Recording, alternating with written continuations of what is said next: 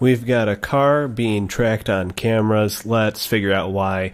You can see the first hint there crossing the orange left side fog line with their tires. This is in the North Metro I-35W north of 694. If you're from outside Minnesota, that'd be the Northeast Metro. You're kind of heading into more of the northern suburbs or exurbs, heading out into Lino Lakes, Forest Lakes area, and a lot of bedroom communities. If you take this and you keep going further north, you go into I-35, which takes you up to Duluth and Lake Superior. I would imagine several calls about this call into the State Patrol 911 Center, and they're really struggling to maintain their lane position. When this originally went out over the radio, they said that the car was driving in the ditch, and you can see they're pretty close to driving in the ditch or really spending a lot of time drifting off the left side of their lane, then drifting right and kicking up a lot of dust on that shoulder. Maybe they're getting, you can see getting onto that soft shoulder there where they're into the gravel a little bit. State Patrol working to catch up on this driver. This is during daytime hours, obviously. This was before noon or right around the noon hour in September 2021. Like so many of these videos, it's a little unsettling to watch. I can let you know this one has a pretty good ending as far as these things go, but let's take a look. Hard to watch some of this. Sometimes they get so close to those high tension median cable barriers. We've seen time and time again these barriers, which are very cost effective, relatively easy to repair, doing amazing things in terms of preventing cars from crossing that median. Things are not always as they appear. Like you, I assumed this was a DUI driver who was driving during the day. I thought this was a drunk driver. Spoiler alert. Ooh, and it's tough to watch when they drive off the road like that.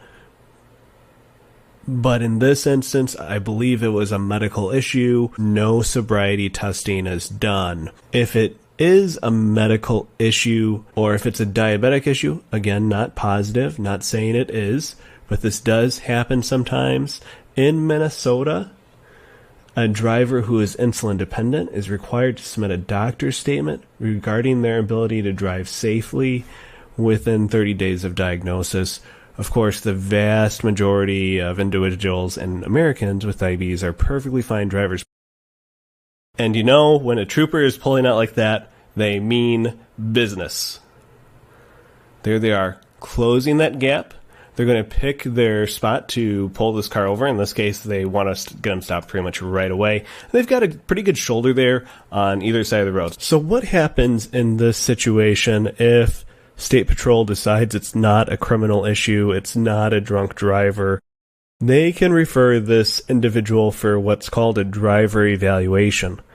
This is an option that not just troopers or police have, but in Minnesota, any civilian can refer another driver based on a medical condition for evaluation. It's called a driver evaluation.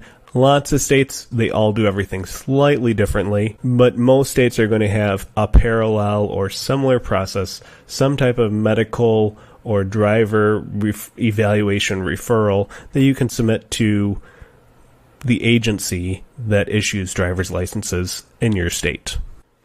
One last thing. There is a rare condition called hypoglycemia unawareness.